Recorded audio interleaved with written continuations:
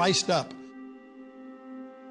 That has really bled the Christian community to where they're less than 2% of the population now. The presence of a Christian community within the Holy Land, can you imagine, where Jesus first stepped foot, will no longer be there.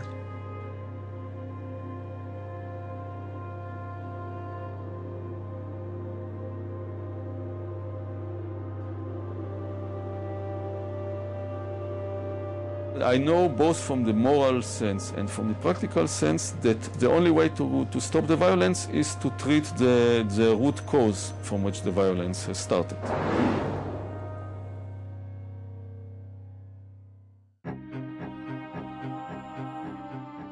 The number one myth that Westerners have about this conflict is that Arabs and Jews have been fighting for thousands of years and they're going to continue to fight. This is really quite bizarre because all it takes is a little bit of reading of history to find out that this just isn't true. There is no congenital historical enmity between the Arabs and the Jews. The Jews flourished in the Arab world at a time when they were being persecuted throughout all of Europe. At the end of the 19th century, because of anti-Semitism in Europe, European Jews began to try and figure out a solution to the Jewish problem. A very small minority adhered to Zionism, the idea that the only place in which they could be safe is within the Jewish state. Zionist Jews actually had a design on the land of Palestine, the idea of creating a homeland for Jews in the land of Palestine. And this is really the beginning of the conflict. The mainstream Israeli Jewish society believed, because that's the way they had been educated, that Palestine was empty, had been empty when the Jewish settlers came there. Who paid the price when they settled there? Is it really true that Israel was a land without a people for a people without a land? Palestine was not empty. It was a land populated by Arabs who had a high level of culture, high level of education. With farms and markets and towns and villages and roads and commerce and lots of interaction with the rest of the world. The population was overwhelmingly Arab.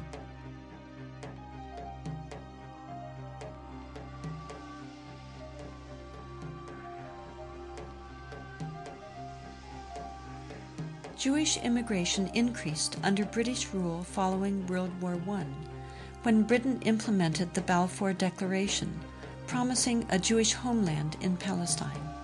This measure conflicted with Britain's previous promise of self-rule for Arab inhabitants throughout the region. Britain was basically extremely supportive of the Zionist movement. It helped to establish all of the structures of a state. At the same time, the Arabs of Palestine were denied the right of self-determination.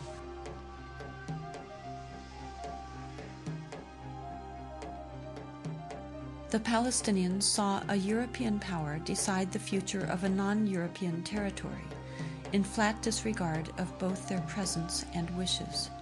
In the 1920s, as land was being stripped away from local residents, the first clashes between Palestinians and Jews began, and would continue on for years to come.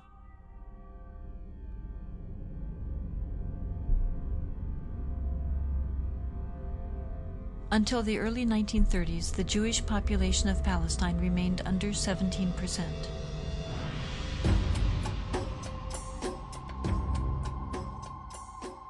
Hitler's rise to power in Germany completely changed that. In just 5 years, 174,000 Jews flooded into Palestine, doubling their population.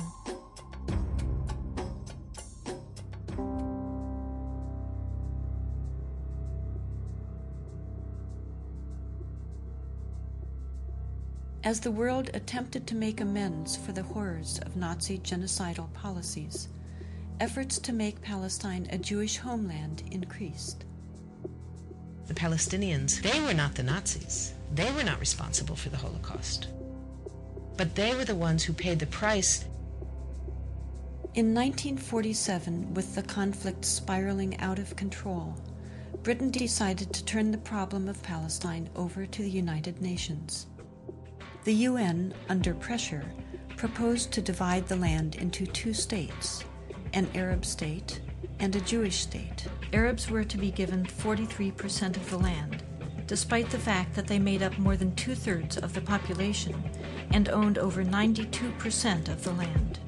Jews were to be given 56%, although they comprised only 1/3 of the population and owned less than 8% of the total area. Nevertheless, they were given not only most of the land, they were given the most fertile land.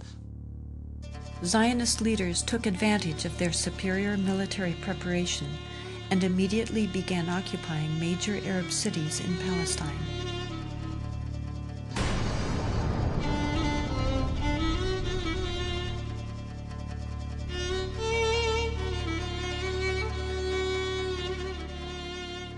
I was among the people that conquered Akov. When we were walking around, we entered a flat. There was a pair of shoes of a small child, maybe 2 years old. They didn't have time to put on the shoes, so they left the shoes and they ran away. They left everything.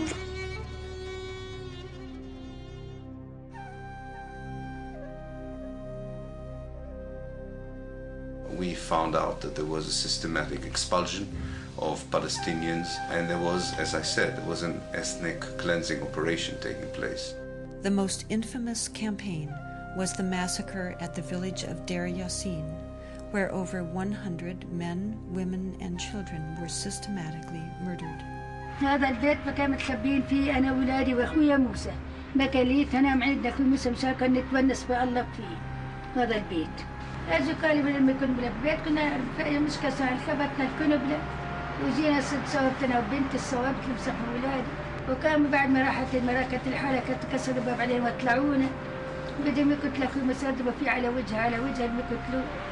وتناولت 250 ليرة من عدة وقلت يا خواجة بس مشان الله الطالب انت قلت للشي قال لي كتير انت كويس هات المصاري وبارس اخوتي الحنو شو نسوي فيها اخوتي الحنو اجراك يا ويلي هي زمتك على السلام راك يحيي هذا اللي هو حط لك الخمس زيت ويكون راسك موسى قدامك حط لك 5 مليون تحت راسك.